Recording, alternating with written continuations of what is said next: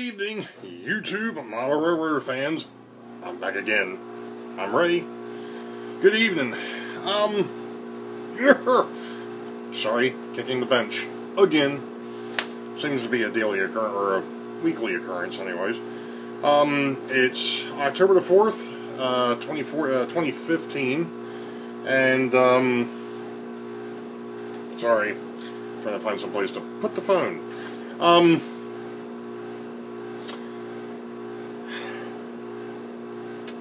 Couple of things. Going to start out with, I guess, the sad news that's been floating around the interwebs here the last couple of days, and that's the fact that Andy from Model Railroader magazine apparently passed away. I think it was either late Friday or early Saturday morning. Condolences to him and his family. You know, I read Model Railroader for quite a few years before I kind of jumped away from it. I really wasn't into modeling, I guess, and I decided it was getting to be a bit expensive between the magazines and the DVDs and the once a year mags, and it just got ridiculous. So I guess it's been 7 or 8 years now since I've actually subscribed to Model Railroader magazine. So again, condolences to the Sporandios.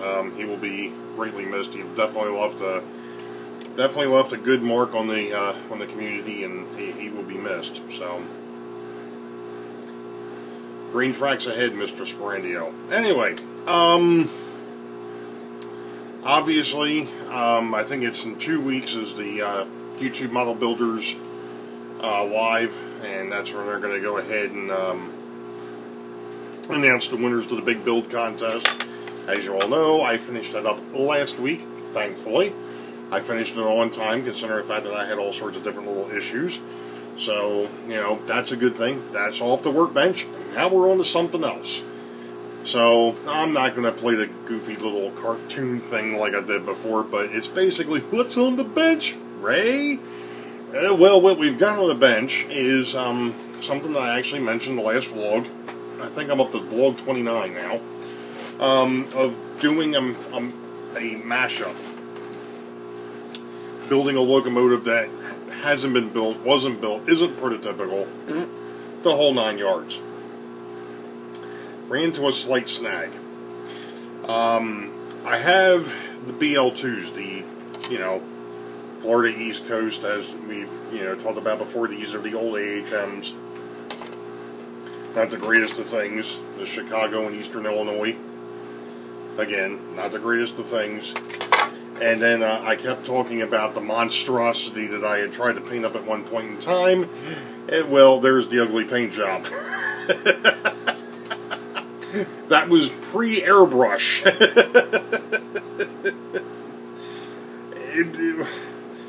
And believe it or not, but that was the Chicago and Eastern Illinois painted. That's what it was painted up for at one point. Obviously, it's not anymore. But what I ran into was, I talked about making it a BLU. The problem is I don't have any U-boats that I'm willing to cut apart. I do have a couple of Jeeps that I am willing to take apart. One of them is from Bachman. This here, this one here, I believe might be. I'm not sure. I am really terrible with diesels, to be honest. I know a few of them, but this is one that I've got that's not being used presently. And then I've also got this one here. This here is a Mantua, and I believe this is a GP20. So that's 2 starting points. The problem becomes the frame. Well, the reason why this shell doesn't have a frame is because of the fact that the frame is actually up underneath this dude, which is an Erie Lackawanna GP20. The reason why the Erie Lackawanna is on this frame is because its original frame warped. And I tried to fix it, and, well, it's in 2 pieces. Actually, it's in 4 pieces now because I just tried to straighten it out some more, and, well, yeah, the frame is shot. And the AHM frame, which that's what this is, and this has been rewired, but by me, so that it's got, it has a little bit better pickup. A very heavy motor in the back. And the thing runs like a top. But the problem is because of the way the motor sits, I can't put that on top of that. It won't fit.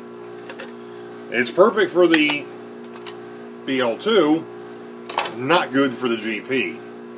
So what I'm thinking about doing is either trying to find some way of repairing the frame for the GP20 and using it. So now we're over to a BLG3 or BLG-3. Or I'm going to have to come up with something else. Originally, like I said, I originally wanted to use a U-boat, but you have to use what you've got. Now, I could go ahead and really go off the wall and turn around and use an S-unit like this dude. This here happens to be an old, this here happens to be a lifelike.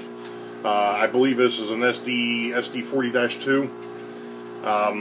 But that would be a little overboard. Not to mention the fact that it'd be actually a little too new for the layout. So, for the time frame that I'm trying to sit in. So, with that being said, we're back to the Jeeps. So, I think that's probably where I'm going to end up, is probably going to be with a BL unit with a BLG unit.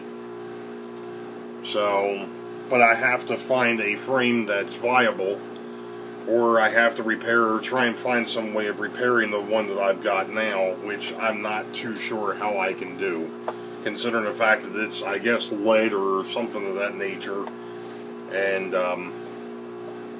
you know, I don't know if I can repair that frame with as goofed up as it is now. So that project is going to be on hold until I figure out what I'm doing. But, sorry, I'm trying to rearrange myself here a little bit. No other real updates at this point. I know I'm going to try and get a hold of, the track planner, and I think I'm going to talk to Mr. Prescott also. Actually, I've kind of been in contact with Mr. Prescott. I want to just pick their brains a little bit, because of the fact that even though I said I want to use, I'm sorry, I'm using it all.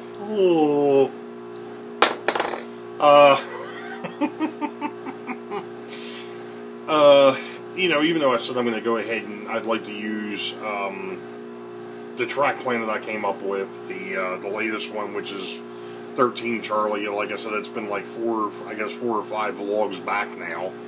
I've got to go through my vlogs and actually start putting in the description what the heck is in there, so that way when I go back to reference, you guys can actually find the stuff.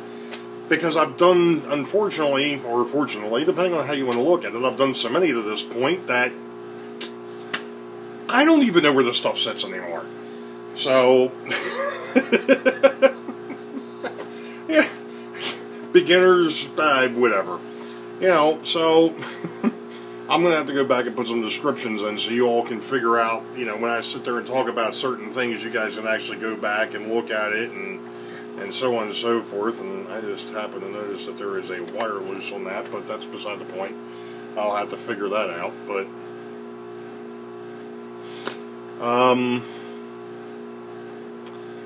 other than those things,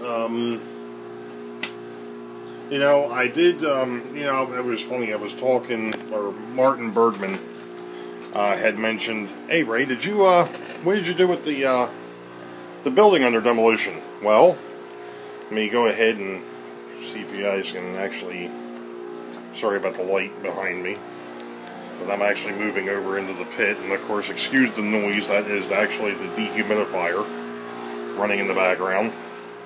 So, give me a second, we're going to flip the camera here. Alright, there it sits.